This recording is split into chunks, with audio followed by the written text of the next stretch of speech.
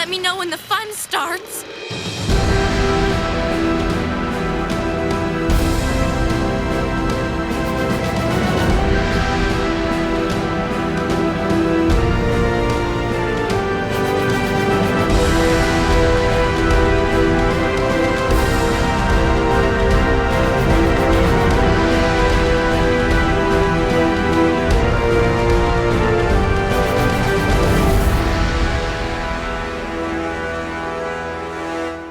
Welcome, Gothamites, to another episode of the Arkham Sessions. My name is Brian Ward. With me, as always, the psychologist to the superheroes, superheroines, and supervillains of Gotham City. And now somewhere off the coast of Africa, it's Dr. Drea Letamendi. Hello, Drea. Hi, Brian. I have absolutely no jurisdiction over Genosha. I don't want any part in that. Does anyone truly have jurisdiction in Genosha? I hope you can enlighten us on what in the hell's bells is going on over there. I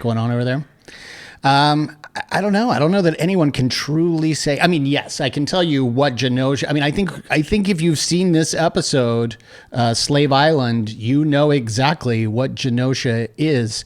First of all, I want to say once again, we're a little late bringing this episode out. As we alluded to in the previous episode, you and I, we be busy doing lots of stuff. One of those things actually came out, so we can talk about it. And I think it's kind of cool. It's not X-Men related. It's not even Batman related. But you and I got to go to Jim Henson Company, and we got to work with Jim we got to work with Brian and Lisa Henson. And we got to meet Toby Froud, who some people may remember as the little baby in Labyrinth. And we just got to do some cool Labyrinth and Dark Crystal stuff. I was going for work. I was producing and directing part of this event, particularly the camera crews. We had 4 camera crews, 8 cameras.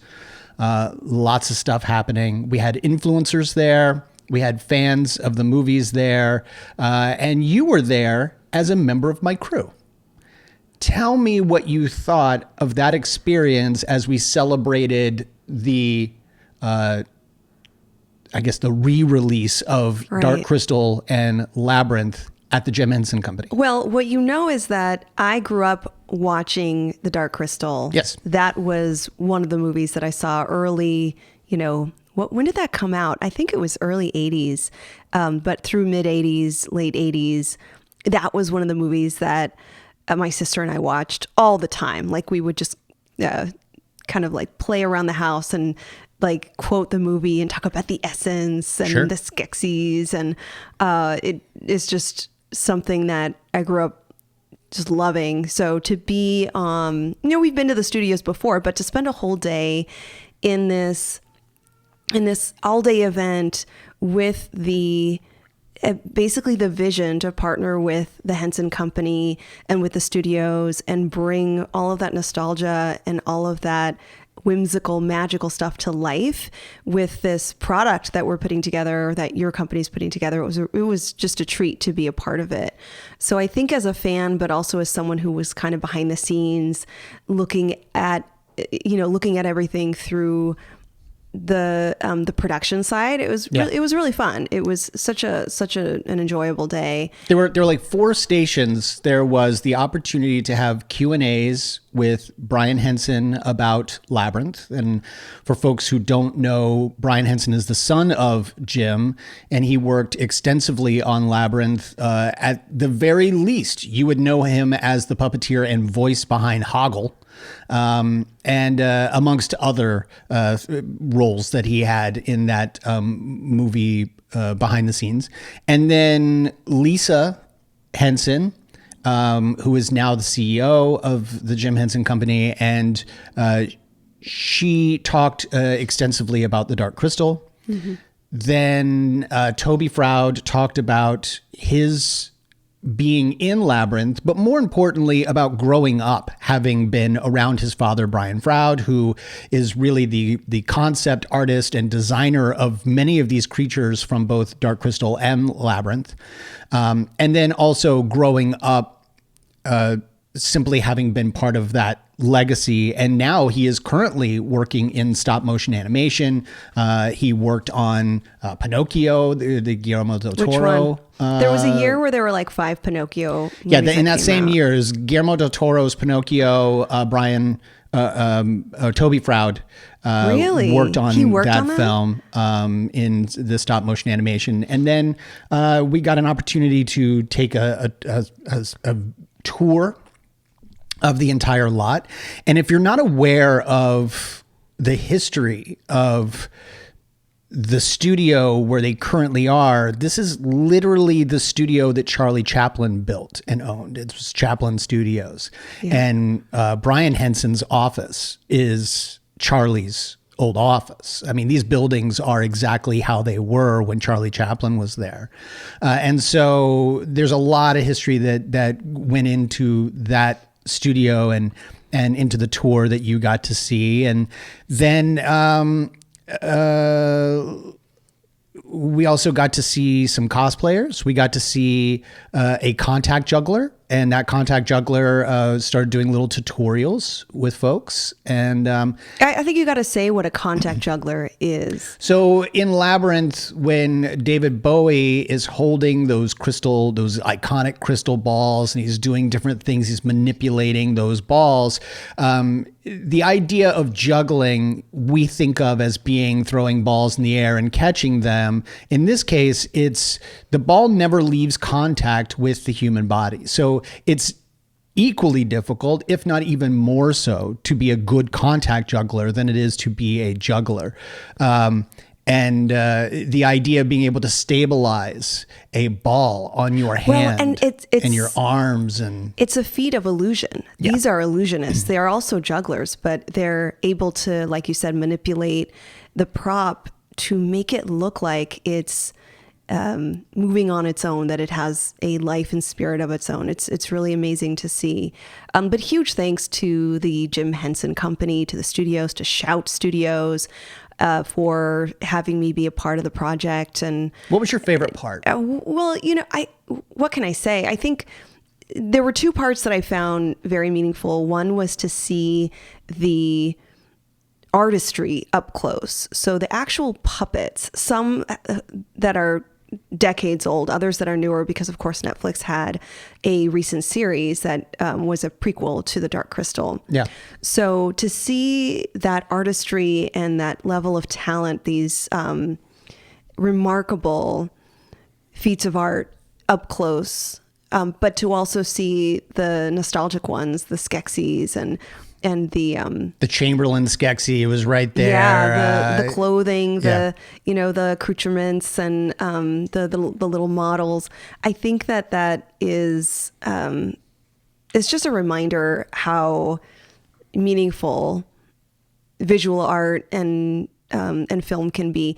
And the second part that I found really meaningful was listening to the folks at the Henson Company, especially Brian Henson, actually talking about working for pretty much his adult lifetime. He got started, 18, 19 years old. Yeah, like with right his out father. of boarding school. So to listen to that storytelling and to hear him talk about his experiences on these projects, and to hear him talk on the more recent threats to this art, whether it was COVID or the strikes or the challenges with making these kinds of films. Yeah.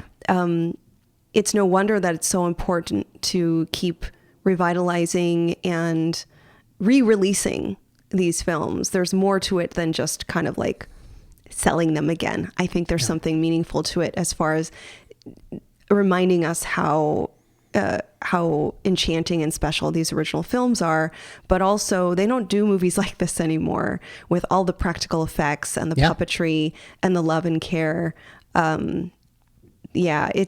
It's not automated. Every little feather, every little piece of fabric, every little sand, piece of sand is so human connected, and it's all there. That I also want to add that folks can visit the studios. There's shows there, there's events there, so there's opportunities to kind of see it up close. It's occasionally intimate. they'll open it up to the public for like Puppet Up and stuff like that. But it is a working studio, so they're constantly doing stuff there, and it's fascinating. But I just wanted to bring that up because again, we mentioned last episode that we have been doing a lot of stuff that we couldn't talk about, and then this happened, and it was something that we can now talk about. And if you go to our individual social media accounts, you'll be able to see your posts from some of the cool props and the costumes and the various folks that you got to take pictures with. And then same for mine. But then there's more coming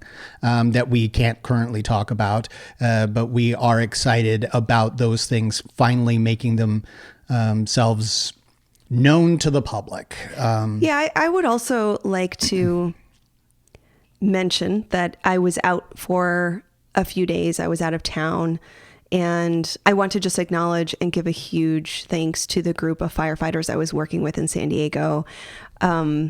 Shout out to Amy and to the folks over there for their amazing stewardship and care of the wildlife and wildland in California. So I was invited to work with specifically the district rangers of the state of California, and they oversee all of the wildland firefighters. They supervise those amazing first responders who are not just protecting the land and the wildlife, but also preserving the national parks. They work with the U.S. Forest Service, the indigenous and historically honored spaces, and not just the wildland, but the protected land that is so special to indigenous folks, as well as actually fighting fires. And in the past few years, there have been so many devastating fires in Northern and Southern California that they've been battling.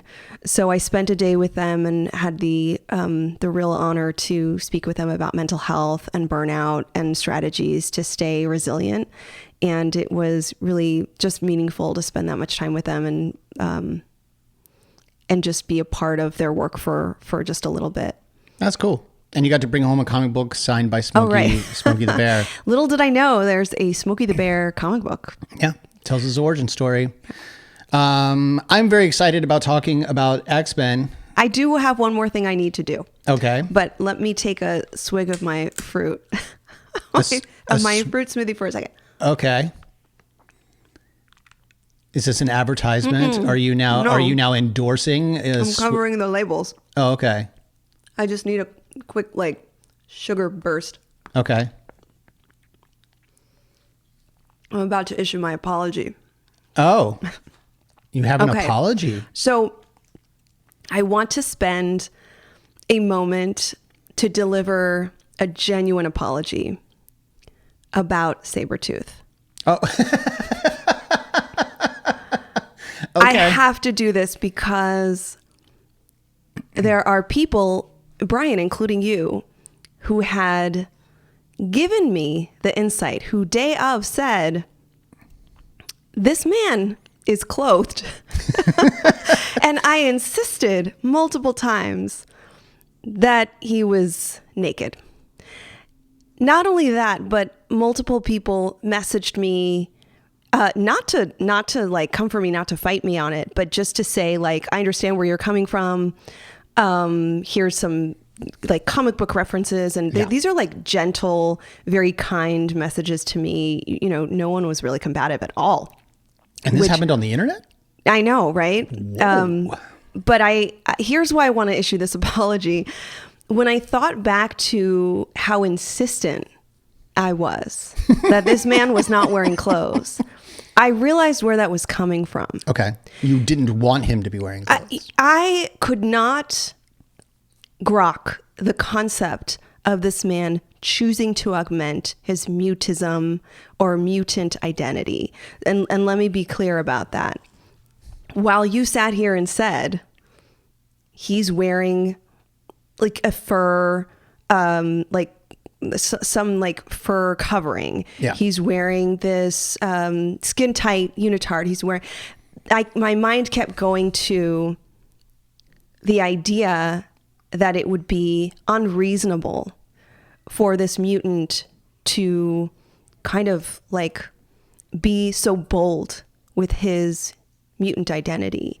And in fact, my brain kept going to, why isn't he hiding his mutant identity? Why isn't, like, I kept going toward the idea that the reason I felt this was his real self, this must be his real body, because why would you put that on yourself? Why would you augment, and why would you not mute?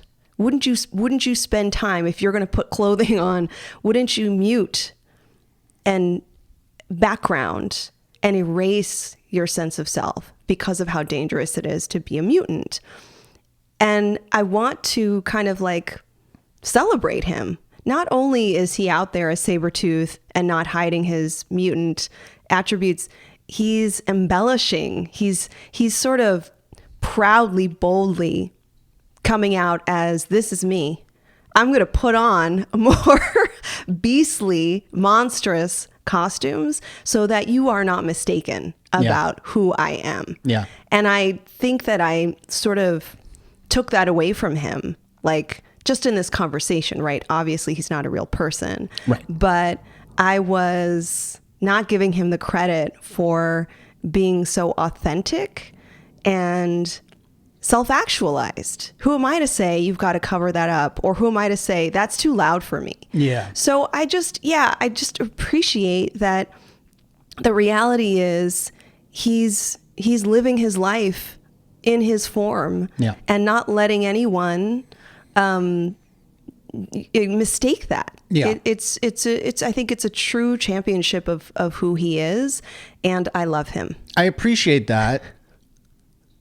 I want to back step a little bit by saying I don't think you were ever wrong in the regard of whether or not this particular character is the guy who would be putting this on. And I don't think you're wrong. I don't see it. I don't see Sabretooth as being someone who wants to be flamboyant about who they are. And I don't think that they are someone who wants to just present as,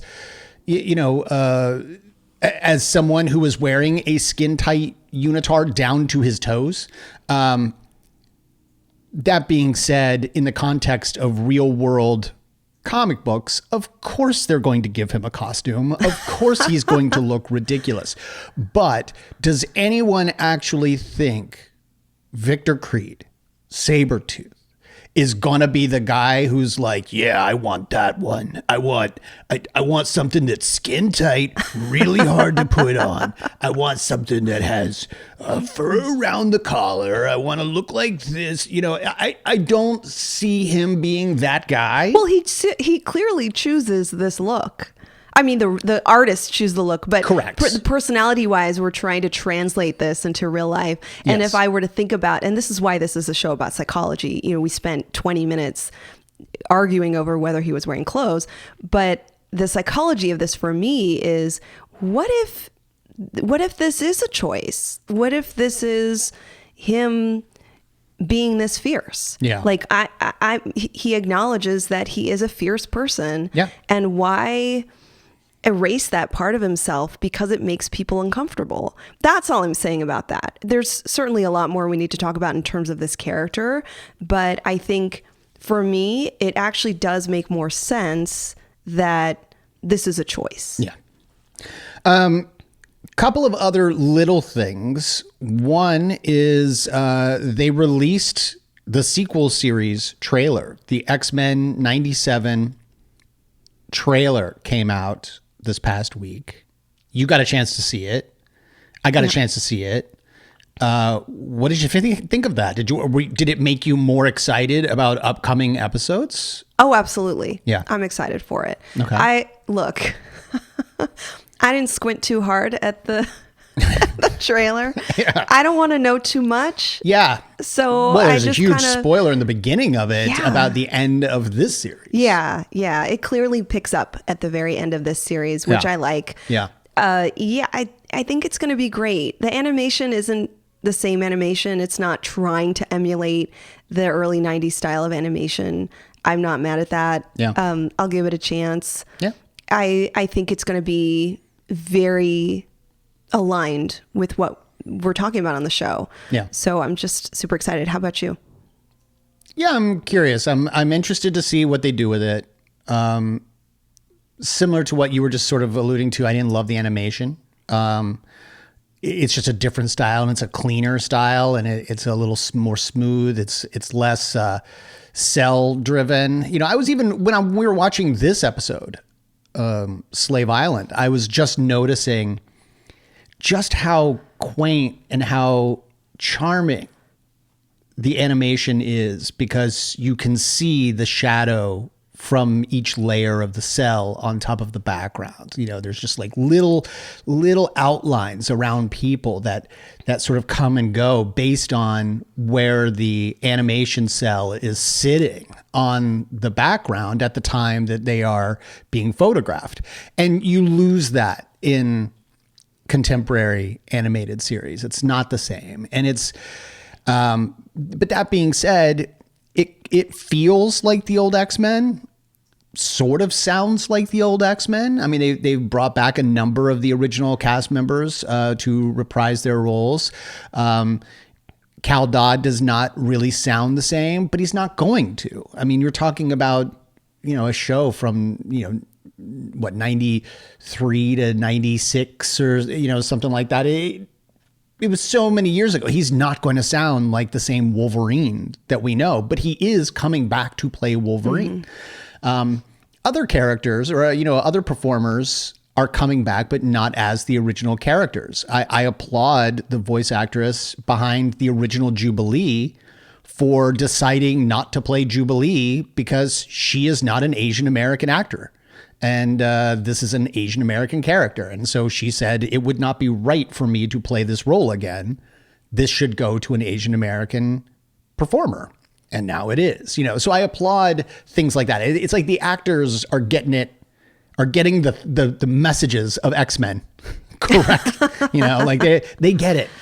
They've got to walk the walk. You can't tell these really impactful sociopolitical stories and not think about what it takes to tell the story, the production behind the story to some degree. So I agree with you on that. One last little plug, and this isn't for us, but it's for our good friends over at Geek History Lesson. Jason and Ashley have just released a mega episode. This is a gargantuan episode all about the X-Men. And it's specifically because the new series is about to drop, and they're like, what do you want to know? We will tell you what you need to know to get you started. And so they have dropped a gigantic episode all about the X-Men. And I am only about halfway through it, and I'm loving every bit of it. So I wanted to shout them out. They didn't ask for this. I just wanted to make it clear that if there are things you still want to know about the X-Men that are beyond what we're talking about, because like you said, we're focusing on the psychology, not so much on the history and the characters and where this came from and where this went. Go over, listen to Jason and Ashley over at the Geek History Lesson. Their newest episode is phenomenal. Like I said, I'm very excited to talk about the X-Men. So much so, I'm even wearing my shirt, my Wolverine shirt. For those of you not on Patreon watching the video, it is a bright red shirt of an actual Wolverine. It's the Wolverine animal, but he has Wolverine's claws extended out of his paws, and he's got a little cigar in his mouth, and the word snicked, the onomatopoeia that's famous for every time Wolverine unleashes his claws, snicked. This shirt reminds me very much of our old friend. I was just going to say, this reminds me of Len. Yeah. Because he appreciated that shirt when you would wear it around him. Yeah. Our old friend Len Wein, the creator of Wolverine, loved this shirt. So I dug it out today and I wanted to wear it because we're talking X-Men. I was feeling it. This episode picks up directly off of the end of the last one, previously on X-Men, where Storm, Jubilee, and Gambit had gone to Genosha to try out this resort that was supposed to be inclusive of mutants. And we saw them captured. By whom we didn't know, but it was definitely a militarized unit of some kind. They tried to gas them in their rooms. Gambit got them out using the kinetic energy in his playing cards. But outside there were helicopters and tanks and other vehicles ready and characters ready to pounce on them. 99.9% of this episode takes place on Genosha. Mm-hmm. I appreciate that. There is one scene that sort of explains what otherwise would have been Deus Ex Machina at the end, which is back at the manor. Xavier is busy contemplating or doing something. He seems to be doing something a little mysterious when Scott and Jean express that they can't seem to get in touch with their friends over the telephone. Because they're calling the hotel and they're not getting through. And they're not getting through. Can I ask you a question about Professor X? You can try. Okay. How does he not know about the evils on the island of Genosha?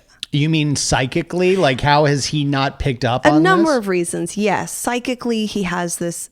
He's one of the most powerful mutants with his telepathic abilities. He's also pretty well connected. Mm-hmm. He knows the histories of a lot of mutants, whether they're X-Men or not. Yeah. I'm just wondering whether he knows enough about Genosha to understand this was a risky move to send X-Men there. Well, remember, he sent X-Men to Genosha under the guise of going on vacation, but they were really supposed to scope the island out themselves. I am not convinced that Xavier didn't know kind of the nefarious schemes of those running Genosha. Mm-hmm. How? I don't know. I don't know if he's prodding minds around the world, trying to learn more. I don't know what he's heard from the underground. Remember, we only found out about Genosha because a friend of Gambit recommended that they go check it out. So if a friend of Gambit is telling him they should check it out, a friend of Xavier probably came to him at some point and was like, you should check this place out.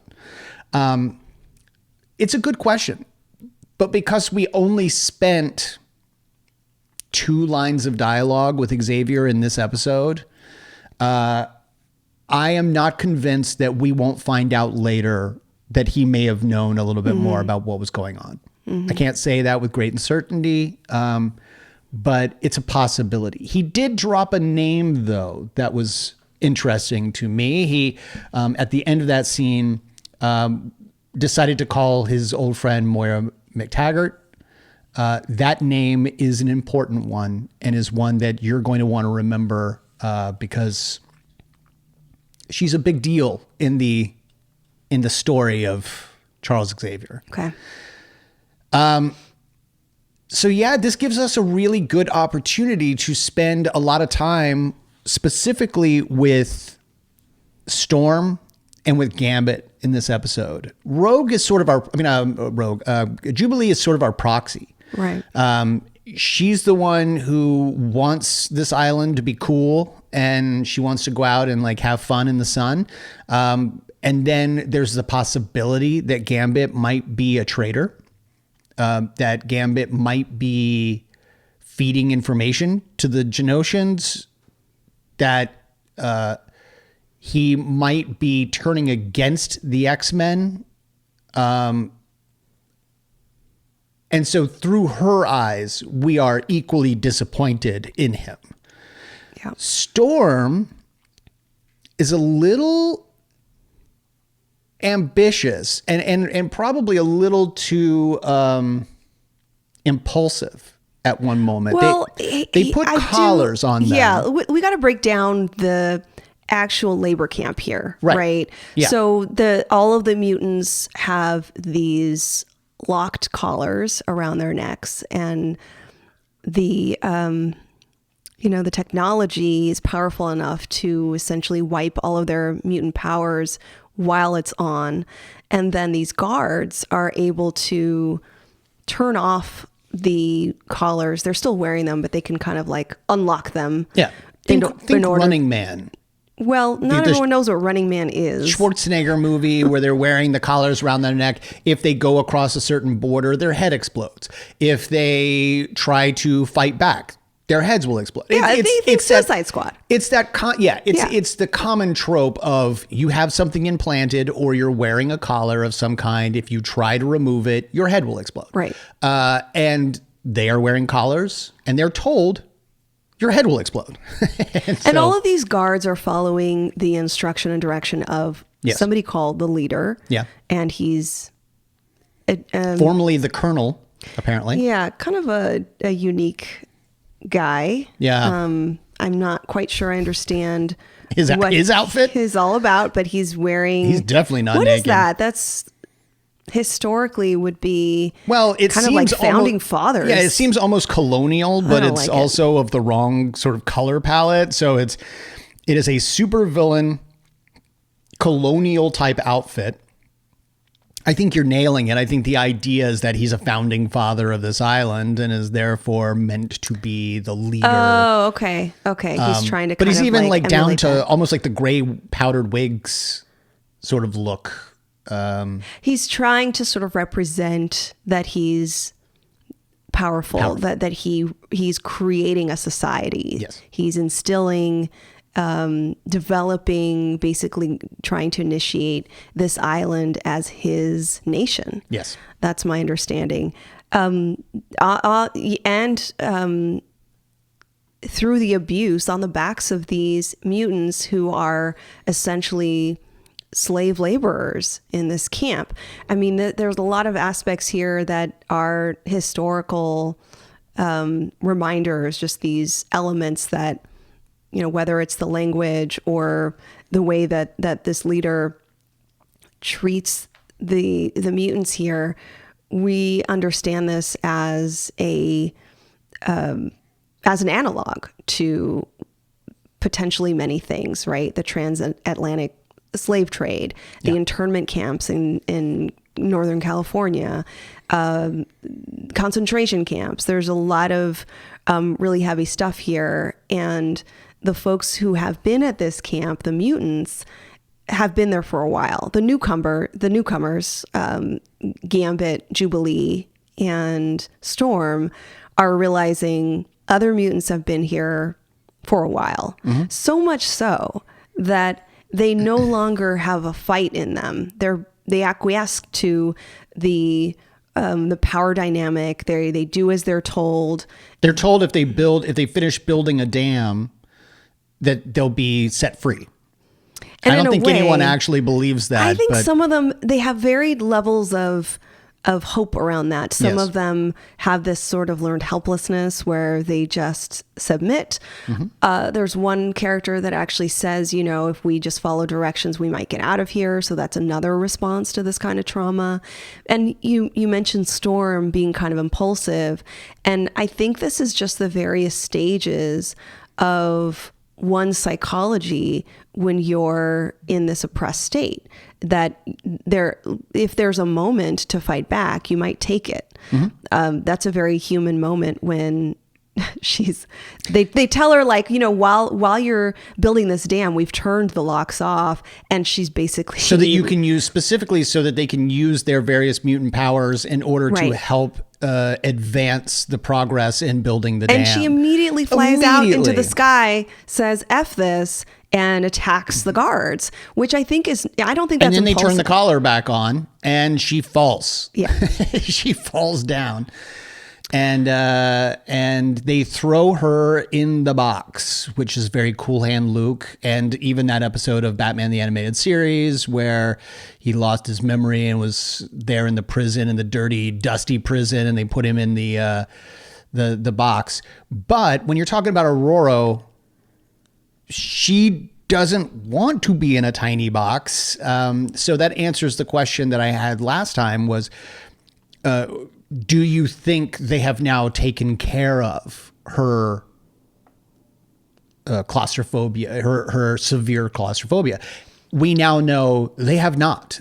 She is still living with this, and she's still dealing with the pain that comes with being in dark, enclosed areas.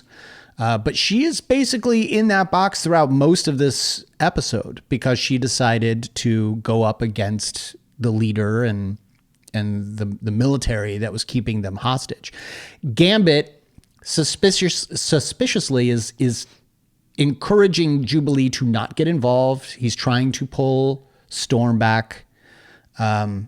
He is the one who convinces the government or the military that you're not going to want to kill her right away. You're going to want to save her because ultimately with her powers, you will be able to fill the water needed for this dam. The dam is being built specifically in order to create more electricity, more power than this island has previously been able to maintain for itself, because they are building hundreds, if not thousands more of the Sentinel robots. And they need that power in order to fuel an even larger version. If the Sentinels almost look like they were like a 1/6 scale to this gigantic, I don't know why master mold. Why does he have to look like a Sentinel? Because he's just baking them. But they're playing it out as like a mother type figure, like because a little door would open up and out of a conveyor belt would come a fully realized Sentinel, and they were just constantly reproducing. But I don't think, well, and if it was, I mean, the name for this gigantic Sentinel was Mama. but was like what, like master mold, right? Yeah. So if it is actually a mold, then you would want it to look like whatever you're going to pull out of it. But basically they've just created a great reason for making an even more gigantic robot. Yeah. And it's sitting comfortably, it's plugged into the wall, it's sitting down, and just constantly birthing Sentinels. They're not even building this in a factory anymore. Like this master mold, it is the factory. And so it's like the alien queen. Yeah, very much. But the idea is that they're using up all the electricity on the island, and so they need this dam to be operational so that they can continue to do it. And that's the real dastardly bit about this, right? Is they're bringing the mutants in. They are human trafficking the mutants to the island and enslaving them so that they build the dam that will ultimately operate the machinery needed to capture and destroy more of their kind. Right. And so, yeah, that's a big deal. And my sense is that the leader, the colonel, is working closely with those two guys, Dr. Trask and Gilroy. Remember that guy's name. The other one. The other guy. Well, and you remember Dr. Trask and Mr. Gyrick. Yeah. So they were told that their funding was being revoked by the U.S. government. And so they skipped out. They then went to Genosha, and they're now working for the leader. But they continue to mass produce the Sentinels.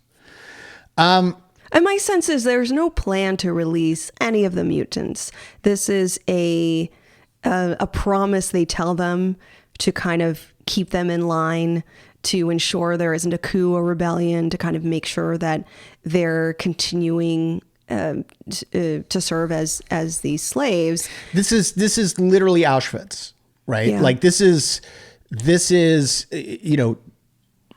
right above the gates in Auschwitz, there was the famous sign Arbeit macht frei.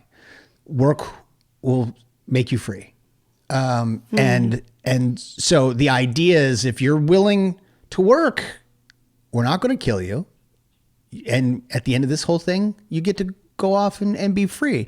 And these people in the beginning probably didn't believe that, but they've now had to tell themselves that it's true in order to maintain any bit of hope. It's sort of a shared delusion that they need to rely on in order to survive. I'm so glad you brought that up too, because it's juxtaposed with the philosophies that Storm brings in to the camp, because and I think you have this clip, you can play it, where once she tries to escape and attack the guards, and then they capture her. And this is where Gambit's sort of trying to negotiate, like, look, because they're going to kill her. They decide to destroy her. Straight up says, take care of her permanently. Yeah. And Gambit's trying to kind of gamble with her capital. Like, look, she's not just another mutant who can, move rocks with her mind. She can actually manipulate the weather. Yeah. She could do amazing things if you're making a dam. When you interrogated her, she didn't tell you what she can actually do. And here's what she says, if you can play the clip. Sure, here we go. Dispose of this one permanently. You're making a mistake! You don't know what she can do. Gambit, what are you doing? Knowledge is power. Be silent. According to her interrogation, she didn't tell you nothing. She can control the weather. She'll make it rain like a big storm. Fill up this lake in no time. Yes, that would be useful. Until the dam is ready, put her in the box. I think this is, again, the philosophy that is juxtaposed with the oppressed philosophy.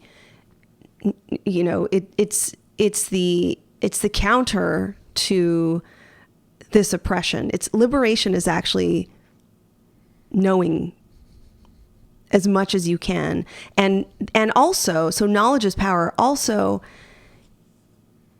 it works in a transaction. So sharing that knowledge is also something that is powerful. It can be weaponized. Yeah. It can be manipulated. But in this case, it also acted as currency.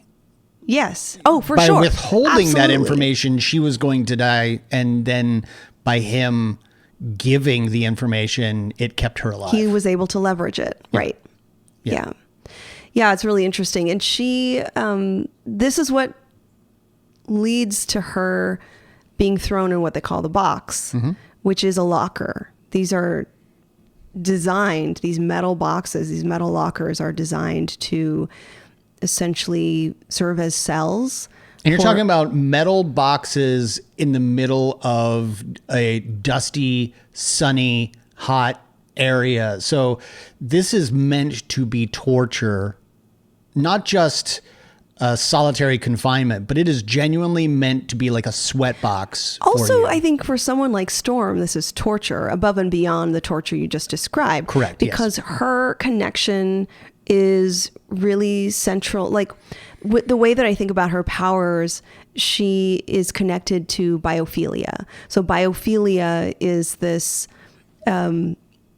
this meaningful bond between people and nature. Yeah. And for her, it's above and beyond what most people have, this special relationship. And it's almost like sensory deprivation, but at the level that would be a form of torture for someone like Storm, who can't connect to the essence of the things in the world in nature that not only make her powerful, but make her feel meaningful, give her spirit, give her fuel to live. So she's being drained of this as she's sitting in this dark, cold metal locker. Can I read from Eric and Julie Lewald's book? I've mentioned this a couple times on the podcast already, but we are obviously pulling a great deal of information from X-Men, the art and making of the animated series by Eric Lewald, who's the story editor, today would be known as a showrunner, and his wife, who's also one of the writers, Julia. There is a moment, or there is a section here in the book where we're basically treated to the character descriptions from the Writer's Bible. And I just want to read this one about Storm, also known as Aurora, is African. Her great mutant power is that she has control over the elements. Like Cyclops, she has a difficult time controlling her power, so she's emotionally restrained. Storm is dignified, elegant, almost regal. She loves nature. Her room at the school is an atrium. Alone there, she creates small storms to water the plants and to cut loose. For her, it's liberating, like dancing. Yeah.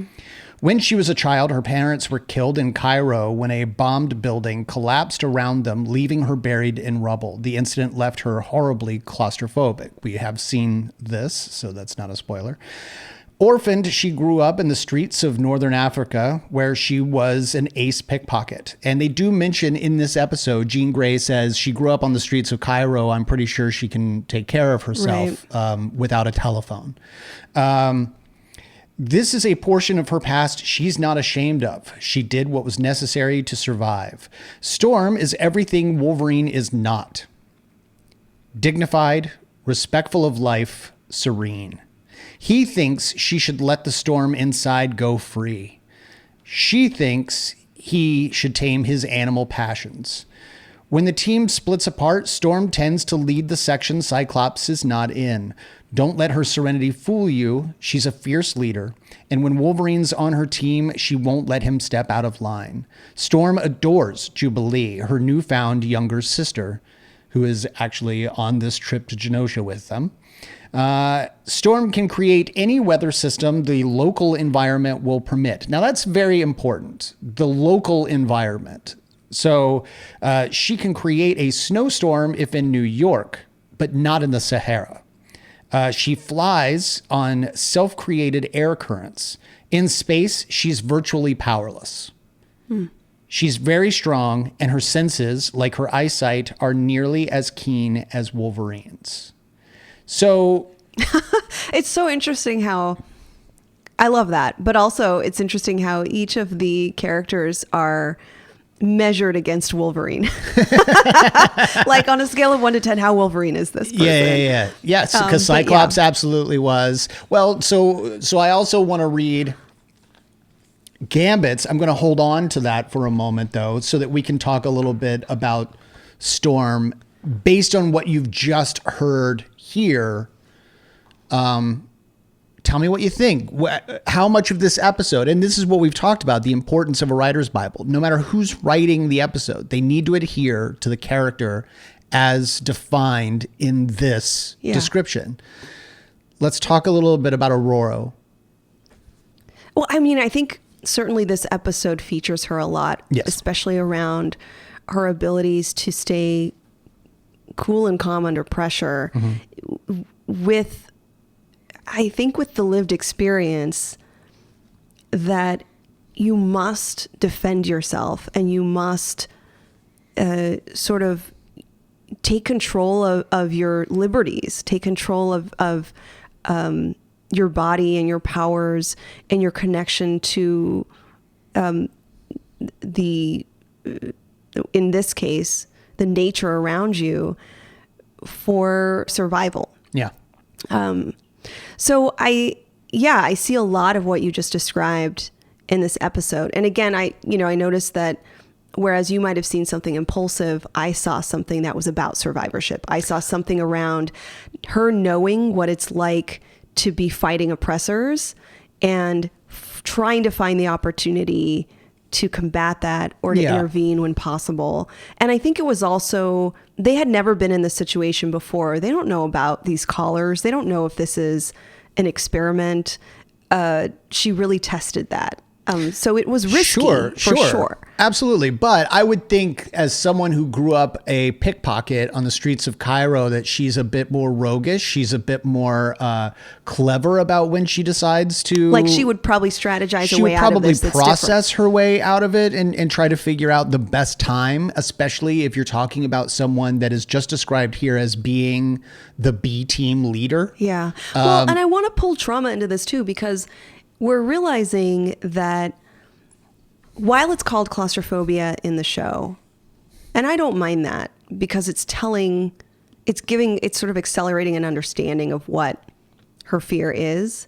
It's a shortcut to say, look, this character is fearful in enclosed spaces because of her history. But it's also probably compounded. Like, she has claustrophobia. She has both. She has PTSD and claustrophobia. PTSD as well. Right. Yes. And so if I were to really conceptualize a profile for her in terms of her mental health, I would say PTSD is a likely diagnosis, because what led to the fear of being in enclosed spaces, dark spaces, was that singular traumatic event when she was in her youth.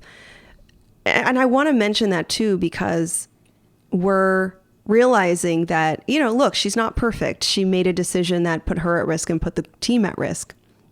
I think we can also look at it as a traumatic response. The narrative that she was being told was, you have these locked collars around your necks and you're going to be controlled. And that could have been, and just above, and clearly that's a threatening message, but there may have been something about that led her to act. Yeah. There's no reality I'll be in where I'm under that level of control. Yeah. And I think it's helpful to understand that for her, yes, she controls the weather, but it's not under pure control. Yeah. It's under a huge amount of discernment and diligence, where she has, like Cyclops, she has to constantly be under this sort of self-surveillance and management and navigation of her powers in the world. Yeah. This was a huge threat to her ability to do any of that. And I think that justifies why she behaved the way that she did. Could I also throw out a very real world example? Someone that I knew in high school was so incredibly claustrophobic that she couldn't wear tight clothing. Mm-hmm. Like, she needed her clothing to be as baggy as humanly possible, because she needed to feel like she wasn't being confined. And it's possible that this confining, restrictive collar made her so uncomfortable that the moment it was turned off, she freaked out and had to time to free oneself. Yeah, Yes. yeah. I think that's right. I mean, there's a lot of sensory experiences that co-occur with traumatic events. And I think we've talked about before how those sensory pathways can be incredibly powerful, take you back to that traumatic event, whether it's a feeling, touch, smell, sound. And so it's a reaction. Yeah.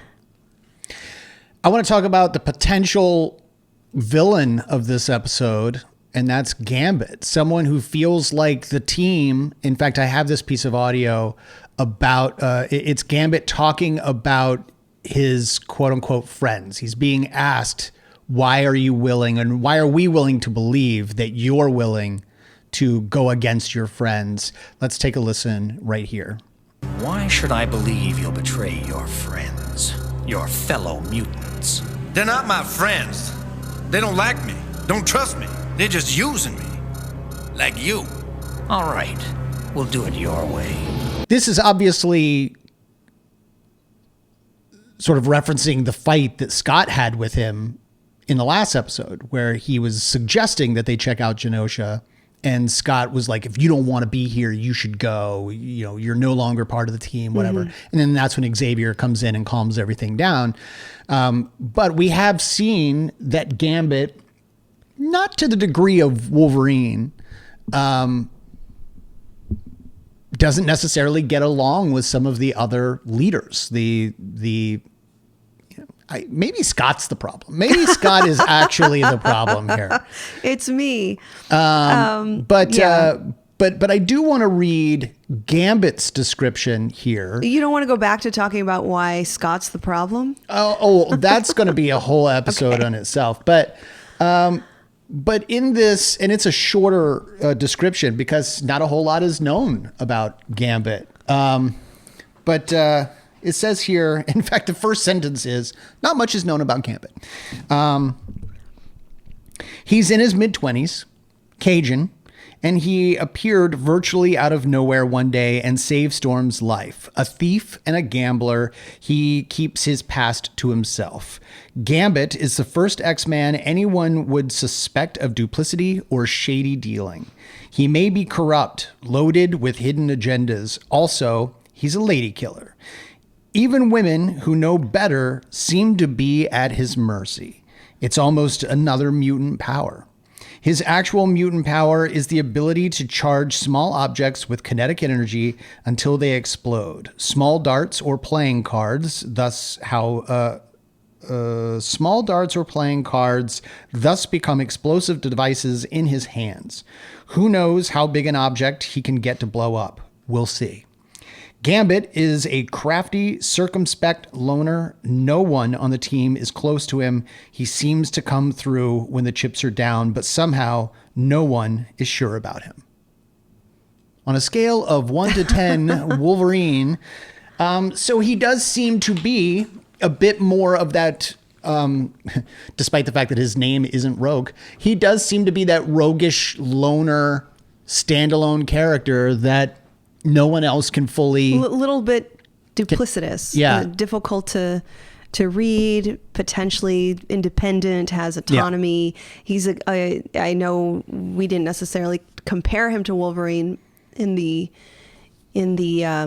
book there, but there is this kind of sense of I do it my way attitude. Yeah. That's similar to Wolverine. Yes. And I think that's got to come from, again, this sense of how did you survive up till this point? You probably had to say anything you could, and you had to make adjustments. You had to be somewhat maybe sneaky, slippery. He is a prime example of what I expected Aurora to do. Which is what? Which is strategize. Like scope the event, blend in, do what you're told. Until the moment you could escape. And what I like about this episode is it's not even necessarily telling us that he wasn't willing to give them up, because at one point he is willing to tell them where the X Mansion is. Although he says, I'm not going to tell you because then you'll just do away with me. Again, knowledge is power. Yeah. So I'll take you there and we can make this happen. So can you walk through that a little bit? Jubilee. Yeah.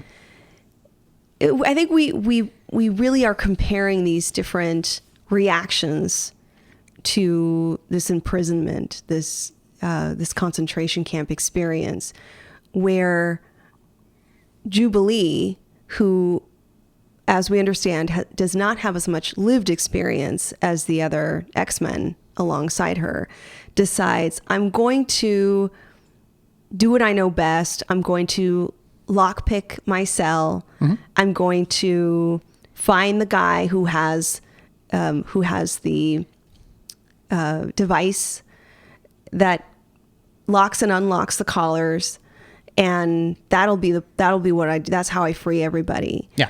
I don't know that she thought further past that point of freedom. Like what they would do beyond that. Right. How will you disarm the guards? How will you well, she face did the say Sentinels? The moment that she could unlock the collars, they would all be free to use their powers. Yeah, they'll unleash and so their I powers. think the idea is we're going to be able to destroy anything you put in front of us because we are mutants. And it's Gambit who tells. So she lockpicks her own cell, goes to Gambit, and says, "Here's the plan." And he has this sinister look. He turns around, goes back to bed, and is like, "This is your plan." He's like, "I'm not into this." Yeah, you do it. So is that part of? So and then the next day, when they try it and it doesn't work, they learn that it's because one of them turned in her plan, and it was Gambit. Like Gambit ratted her out, presumably for self-preservation. You know, if it was seen that Gambit was in cahoots with her, he might suffer a similar fate to whatever her punishment is going to be. But because he's the one who ratted her out, they look at him a little bit differently. He earns at least a little bit of their trust. And that allows him the ability to leverage their interest in the mansion and where other mutants are, and he because he's got camp. he's got the information that they need, so they're willing to work with him, especially since he has now given them reason to believe that he is not loyal to the X-Men. But then he comes back, and so I think what I'm trying to get at, Brian, is his choice to betray Jubilee a part of a bigger idea that knowing Jubilee and knowing, despite her feistiness, this plan that she has is going to fail. And rather than get embroiled in her plan, to sit back and strategize a more complex way to infiltrate the enemies and to be able to get unlocked and out of his situation. In order to then liberate the other mutants, including his friends? Or is there something a bit more dark about his response to her? That's what I'm saying. That's why I like this episode, is because even in the end, we don't know what he was really going to do. Because when you think about his plan, it doesn't make sense as a bigger scheme to free everyone else. He's taken on a Jeep. You know, like they're taking him away from the camp in order to do other things, and ultimately he's going to guide them to the X Mansion, where presumably they'll destroy Xavier and his dreams along with it, and whatever. He then takes out his playing cards, and because he's wearing his collar, he cannot energize them, but he still plays 52 pickup, throws all the cards out, distracts them, hits them, leaves the Jeep. Then during a potential battle with them, before he can really get engaged, the two guards are taken out by a new character that we're introduced to. Comic book fans will recognize him instantly as Cable. Cable is described later in the episode as a former mercenary who used to work with the Colonel, now the leader, and that once he found out that the leader wasn't who he proclaimed to be and had no interest of bringing democracy to the world and to Genosha, he then threw his money back into his face and then basically waged war on the leader and his army. So Cable is now just sort of a one-man Rambo-like team on Genosha, taking out people strategically until he can get to the leader. And Cable is a mutant, right? It's not clear yet. We don't know yet. I know. But I know. We don't know yet. I know, right? But in this episode, he does. I think no. They think they do say when they're describing him that he is a mutant. That's what I thought. But they do not talk about what his mutant ability is. But he is a big hulking man, appears to have various metal parts. He has a scar or some sort of scorched mark around his eye, and it's sort of the shape of like a star-like mark over one eye. And he carries a big weapon. So just so I understand the history between Cable and the leader, he was a paid worker. He was a mercenary. So he was a mutant who was able to be in favor, be able to partner with the humans, with the non-mutant humans, in order to, well, because ostensibly he was being manipulated believed into in the believing. cause? Yes, he believed in the cause, and then took the job with then the colonel. He explains to Gambit that he's going to take out this army. Gambit then uses this opportunity to then become connected to Cable. So really, Gambit keeps playing the role of whoever it appears is going to win, I'm going to be on their side. So it does follow that description that we just read, written by Eric, very well. He's very duplicitous. You do not know whose side he is on at any moment in this episode. He goes back, frees the other mutants. So again, the tide has turned, and now it seems like, oh, now I can go free my friends. So he frees Jubilee. Right.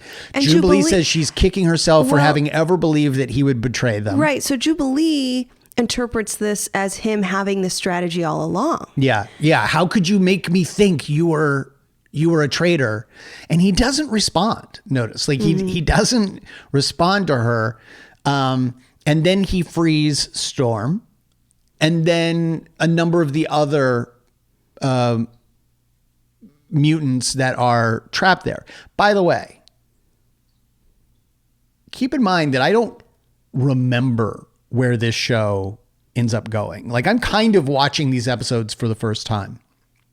Unlike Batman the Animated Series with you, where you kind of knew. I know most of these stories from the comics. I don't necessarily remember how they played out in the animated series, but a keen eye would notice in the same episode that you're introducing Cable, you are also seeing several members of what would ultimately become X-Force in that group, right? Farrell is there, and there's a bunch of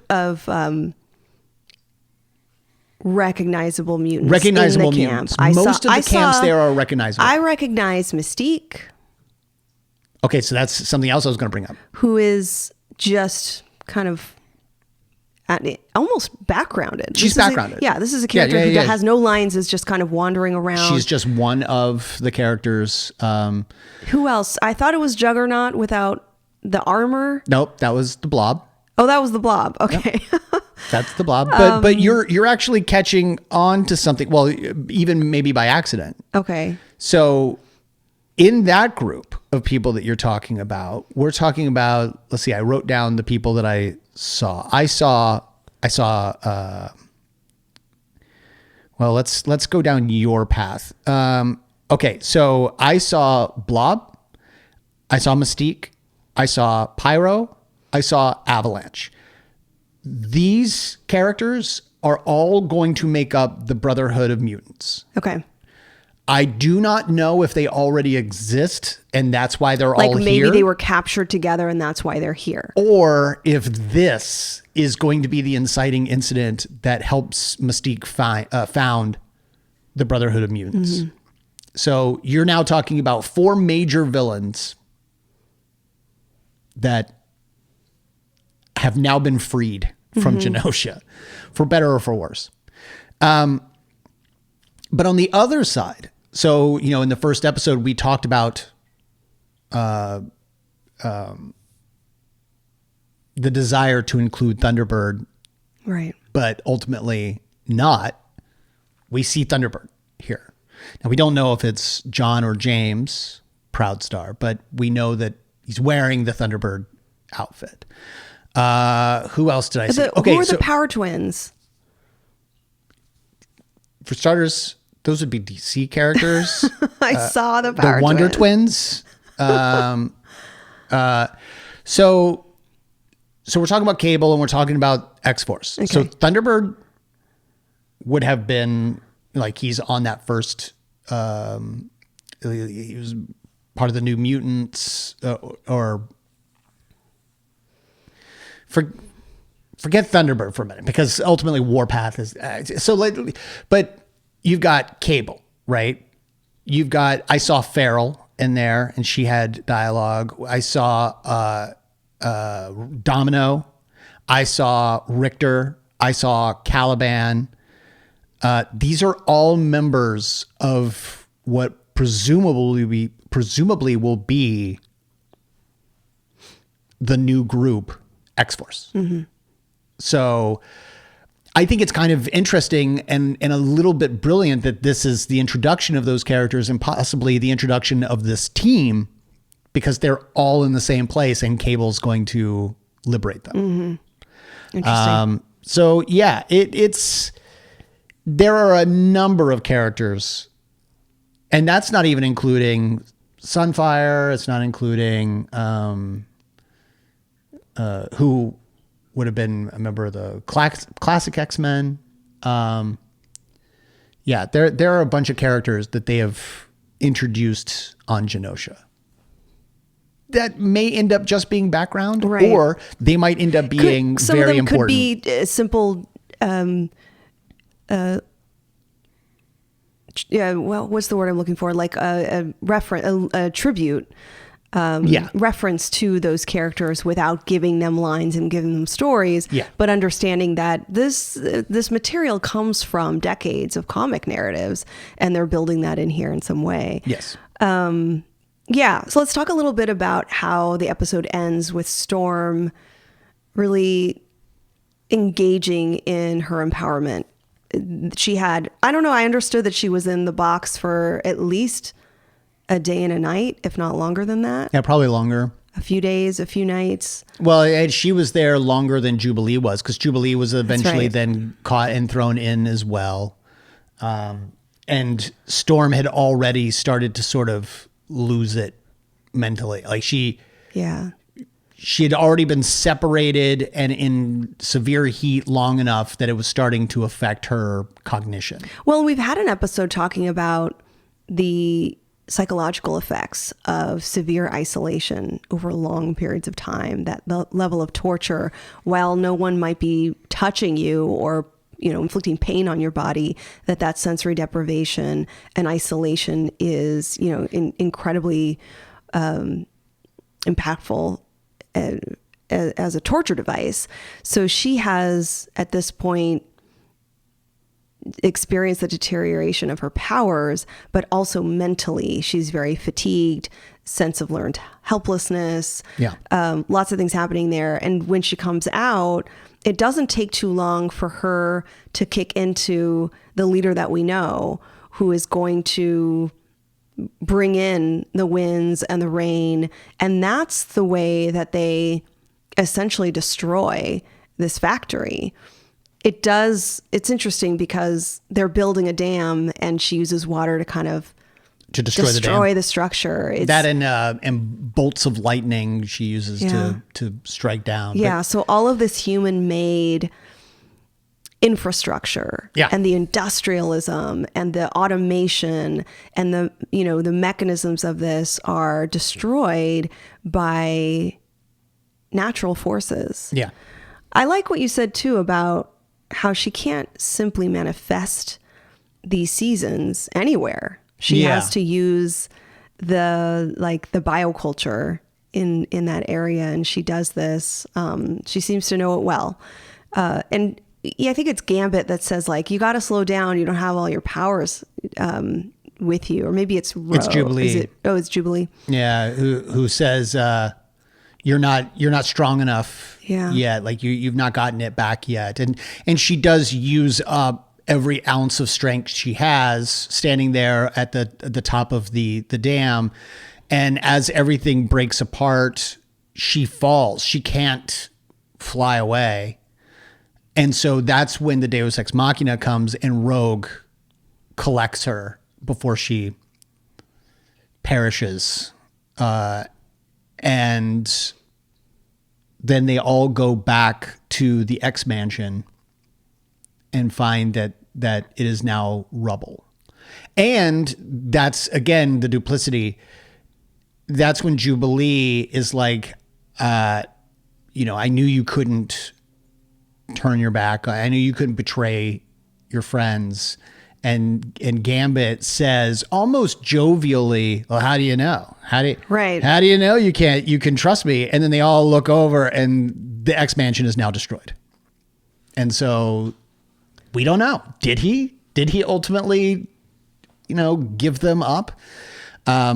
I don't think so. I think we're going to find that that's probably the result of something else, coincidentally.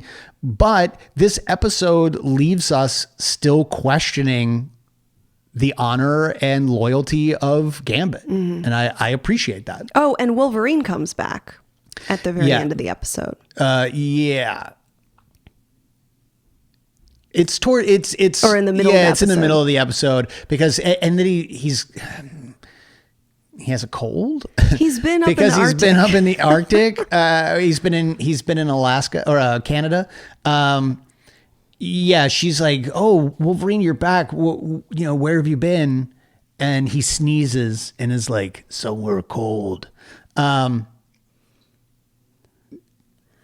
No, you don't like that? I would think the mutant healing factor would have taken care of that before a sneeze kicked in. He can't just get the common cold? He's 93 years old and like he doesn't really get sick and he doesn't. Maybe the few sniffles is his version of what would, for the rest of us, we would be taken down. Right.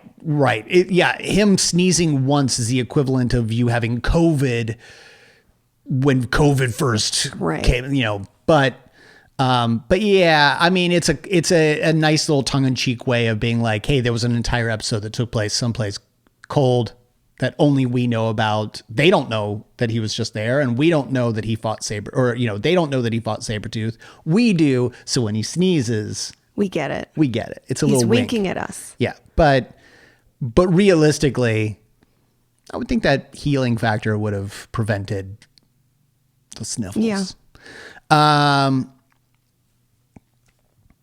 But yeah, I really, really want to applaud Eric and his team for this episode because you have to remember this was ostensibly for children. Yeah. This was a Saturday morning cartoon. And yet they have managed to talk about slavery, racism, human trafficking, and all of that in one episode. One 22-minute episode. So my hat is off to those folks because I really think they nailed it in this one. I also think, and I know I agree with you, and I've mentioned this before about X-Men, that whereas in other comic narratives, there's gimmicks to erase memories or to convert traumatic events to positive ones or to realign the story to, you know what I'm saying? Like to kind of erase the bad things from happening, erase people's memories, go back in time. Again, use these gimmicks to make the trauma less central or less, like it matters less to the story. Yeah. And X-Men isn't doing that. It's making the adversity central to the story, but it's a matter of nuance, right? It's not feel bad for these characters or have sympathy or have pity. It's watch what resiliency looks like from an aspect that is very strength-based. You know, right. I practice liberation psychology, which is an approach to psychology that addresses and understands that some of the reasons some of us are unwell are very environmental. Mm-hmm. There's systemic pressures and risks and threats that act on our well-being, right? So it's this departure from more of kind of like that deficit model that says we have an illness because of our our individual self. There's an understanding that there are sociopolitical, cultural, historical, transgenerational reasons why, let's say, Storm has the anxieties and fears and phobias that she lives with every day. Right. And so going back to the way this is written, it doesn't make us pity her, but we see the way that those experiences, yes, they contribute to this manifestation of imperfection. Like, look, I'll even use some of your language. She's impulsive, or she's scared, or she's phobic. Yeah. But there's also this sense of how in the bigger picture do we understand, what lens are we using to understand that there's really nothing ill about her? Like, she's not unwell. Right. It's the forces around her that have imposed these threats and kind of created this lived experience for her. Yeah. And the stories in X-Men kind of give us that insight without making it superficial, making it at like a backgrounded part of their experiences. It's very foregrounded, and it becomes a part of their persona, their psychology, their personalities. It's how she grows that we're really fascinated around. Like, how does she get the ability to come back from that? And Right. yet we see it happen. Right. And she's still not perfect. Yeah. Which is pretty amazing. Yeah. So you liked this episode? I did. I liked this episode a lot. And Okay. I'm realizing the ones that we're used to it being in proximity with, like the Wolverines, the Scotts, like even Professor X, they're not really in this episode. No. This is about kind of a smaller ragtag team of X-Men who get captured. Yeah. So I sort of like the little side quest here. I thought it was good. Yeah, there have been a couple of little side quests. It is an interesting concept for an animated series where everything is going on at the same time. Presumably, I mean, not just presumably, officially, Wolverine's time in Canada was at the exact same time that Xavier sent these three to Genosha. And so we're just seeing different things happening to different people depending on the episode. And so I'll be very curious to see the next episode, because it will explain, hopefully, a little more about the rubble that is now sitting where the X-Mansion had been. The next episode is called The Unstoppable Juggernaut. So I have a feeling we're going to get introduced to a very important character named Juggernaut. And that might be a pretty good explanation for why the mansion's in rubble. I don't know. We'll have to wait and see. Till then, Drea, why don't you tell the good folks where they can find you online? You can find me on my website, drdreapsychology.com, or on socials, Dr. Drea Psychology. And you can find me over at Instagram at B_Ward028. You can find us both on Instagram at the Arkham Sessions. You can find us on Facebook, Twitter.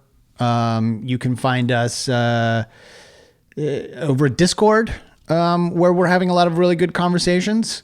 And yeah, follow our family over at Fanbase Press. I do want to thank some of our patrons who have made this episode possible. Aaron Wenrick, Mike Ficklin, Dr. Jerome Anderson, Antonio Lopez, Kevin Ortel, Todd Stashwick, Hero's Journey Fitness, Trevor Schwartz, Trevor, I owe you a pin, Mark Pepper, Frank Moeller, Swara Salih, Rachel Acevedo Hoffman, and of course, my father, Carl Ward. Thank you all for your contributions. You can also get your name called out here on the next episode of the Arkham Sessions by joining our Patreon over at patreon.com/Arkham Sessions and joining the $5 tier. That gets your name called out in the episode. Yeah. I want to give a shout out to all my mutants and monsters in the Discord. I see you. I appreciate all your posts. I'm reading everything and enjoying it. So if you want to join the Discord, just come to the Instagram and hit that link. Absolutely. And there have been some really strong, deep conversations that are happening over there. So we're very appreciative of our friends over there. There is something that I do want to bring up because I don't know when we'll have the opportunity to bring it up again. And that is the fact that you and I are going to be at WonderCon later this month. We have a panel. It has not officially been announced by WonderCon yet, but I can tell you to keep an ear out and an eye out on our social media, because the moment it is announced by WonderCon, we will also be announcing it. I will give you the hint by saying, if you like what we're talking about right now, you're going to love our panel. We have a couple of special guests, and that's all you're really allowed to say. That's all I'm allowed to say. I think I can also say toward the end of WonderCon, maybe the last day of WonderCon, if folks are planning to be there. I think it's fair to say, yeah. Okay. If you're there on Sunday, I can't tell you what time, can't tell you what room until they announce it publicly. But we will have this panel on Sunday, and it will be very much attached to the conversations we're having right now. Be sure to join us for that. Keep an eye out. We would love to see you as always. And until then, I'm Brian Ward. I'm Dr. Drea Letamendi. And together we are the Arkham Sessions.